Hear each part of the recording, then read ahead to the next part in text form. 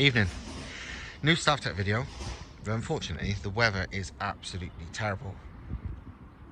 So no MR2 content. But I bought a new car, and it's a weird car. My new daily. And it's this. And I tell you what, I wish I knew about these before because it's awesome, to be honest. I'm really chuffed. This is an Audi A2 1.4 TDI, and it's pretty funky. It looks like a weird sort of blob, like someone's got a TT and squashed it sideways in a crusher. This whole car, this cost me less than £1,000, and it's, as you can see, it's pretty bloody tidy. First thing you notice is there's absolutely no rust, and the reason there's no rust is because it's a complete aluminium space frame. The whole thing is made of aluminium. The bare shell, so obviously no panels, no interior, no nothing, weighs 75 kilos. Absolutely nothing. And like even the front wings are plastic, and yeah, the entire thing, roof to floor pan, is aluminium, and it's ridiculously aerodynamic. It's got a drag coefficient of 0.25, which is basically better than practically everything on the planet. Only a couple of like weird freaky eco cars are any more aerodynamic than that. And yeah, that combined with the fact it's a 1.4 TDI and loads of aero mods. You see, like, because it's 1.4 TDI, it's got the funky spoiler, which is for more aerodynamics. Combine that with the fact it's a 1.4 3-cylinder turbo diesel, a PD engine. It does like 70 plus to the gallon easy. Like, people say way more than that, but yeah, they do use no fuel. And also, any TDI type people might recognize the red eye. This one is, I didn't even know when I bought it, I only realized later on, this is a 90 brake horsepower version. They're normally 75 horsepower, and even that, they're not particularly slow. I mean, they're not fast, of course they're not, but being a 90 in a car that weighs less than a ton, it goes pretty fucking well, to be surprisingly fast than I expected it to be, for sure. But yeah, it's full of cool stuff. The dash, the clocks are like a TT, steering wheel similar TT style. The stereo was actually bloody amazing for a standard stereo, especially with a car this age, because it's 2005, it's not that new. I need to fix that. The stereo's got like a separate amp in the boot and everything. It's very, very good for a standard stereo. There's a ton of room.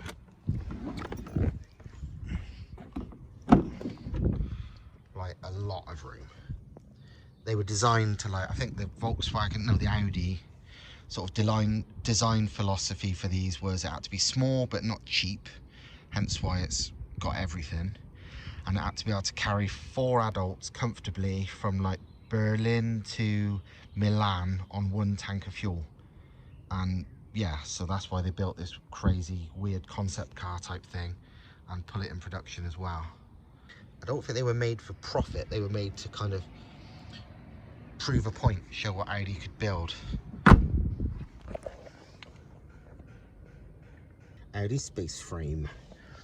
But yeah, it's got, like, for a little car, it's got everything. Like, it's got ABS, traction control, stability control, electronic diff, which is that fake limited slip differential where it uses the brakes to act a bit like a limited slip diff.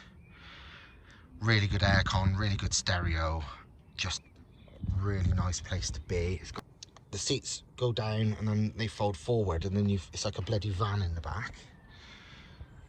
As you can see, the floor in the back is actually even lower than in the front. It's like a false floor. So yeah, there's a ton of room.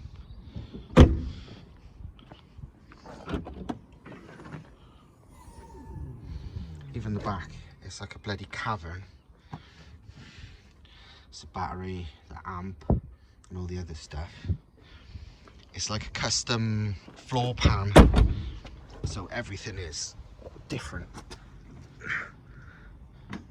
Not that you can see much, but yeah. On the lightness side of things, look at the alloys. They're like forged.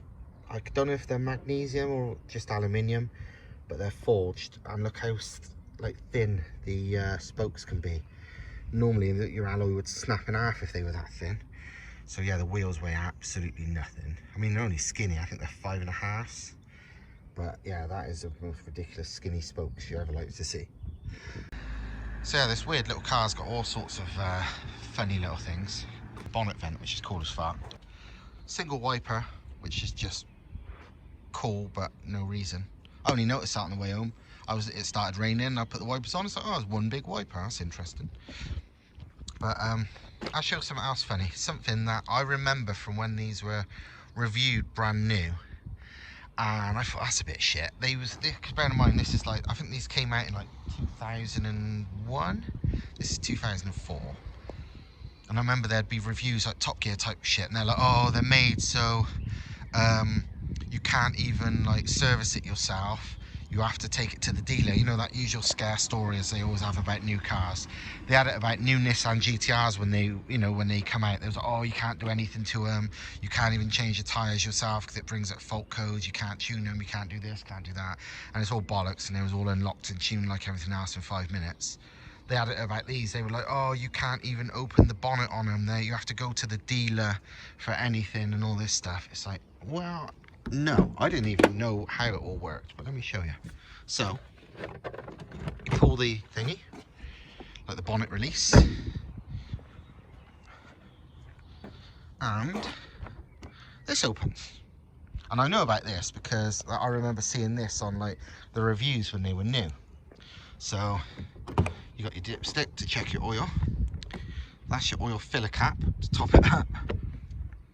That is your, although the cap's missing on mine, the windscreen wash fluid. But yeah, they all that thing about, oh, you can't open, you have to go to Audi and all that stuff. No, you don't. Watch. Do that. You do that, and then, and I will put the camera somewhere for a second so I can show you. Apologies for the shit camera angle, but I'm leaning it against Thomas's daughter's Polo.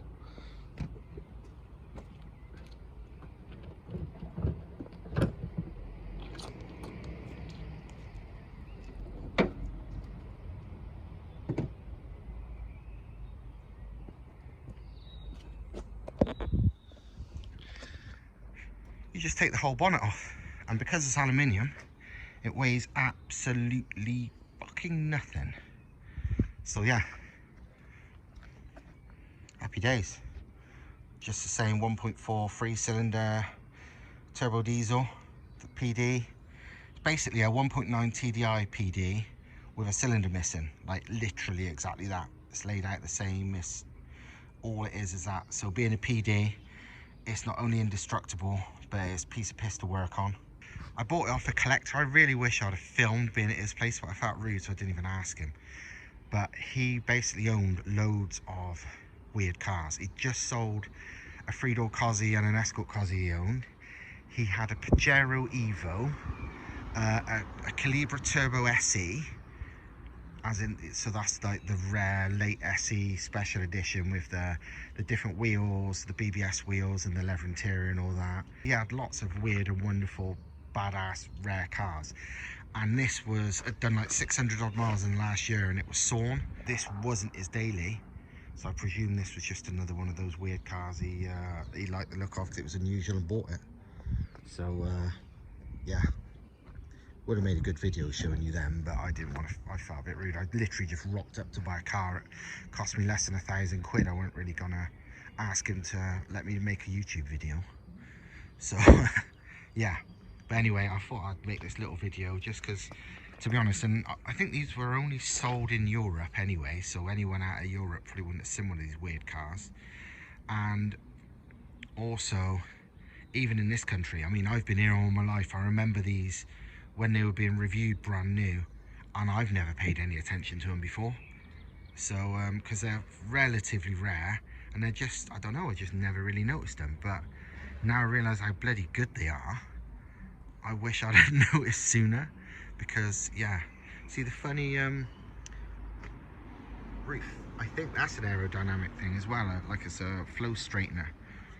But yeah, the way this accelerates, say if you're sitting on the motorway at like 70 odd, 70, 80, the way this accelerates at that speed is weird as fuck for a car with only like 90 horsepower, 1.4 litre.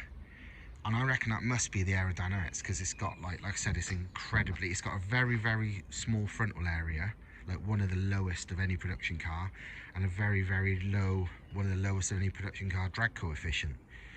So probably that's why, but it's weirdly quick accelerating from speed, and it must be the aerodynamics, because it ain't the power. But so yeah, one of these with like a 118, it would be a fucking weapon. There is room, because like I said, this is basically a 3-cylinder version of the 1.9 TDI, so there is the room. Maybe one day, not in this one, but I would be tempted to buy another just to put a 180 in it, because you could make, you know, it'd be so fucking fast. But yeah, that's enough for this video of, I'm not fucking Doug DeMuro, I shouldn't be reviewing cars, but yeah, it's really good. I'm really chuffed with it. I wish I'd have found out about how good these cars were sooner, so there you go. Anyway, hope you like this little video. As soon as the weather stopped being utterly shit, there'll be more MR2 action. Oh, if you wondered, that there is Matt next door, his Jeep. Somebody mentioned it, a few people mentioned it because it was in the background. It's got a BMW 330D engine in it, still 4-wheel drive, but with a BMW 330D engine in it, which is nice. It had a 1.9 TDI in it once, but yeah, the gearing was too long for that really, but the BMW engine's perfect for that, way better than the bloody Jeep engine. So anyway, enough of that, enough of this. I'll see you next time. You won't be able to tell from the video, probably, but the standard stereo on this car is fucking brilliant for an old, small car. This is why I'm not driving the MR2 today. The weather is shite.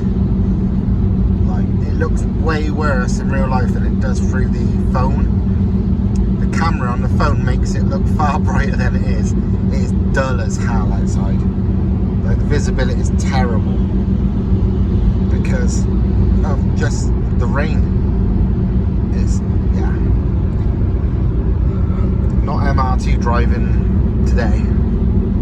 Not unless I just want a wheel spin in every single gear, which is just, you know, I've had enough cars that do that. I've grown out of that shit. I just like to go fast.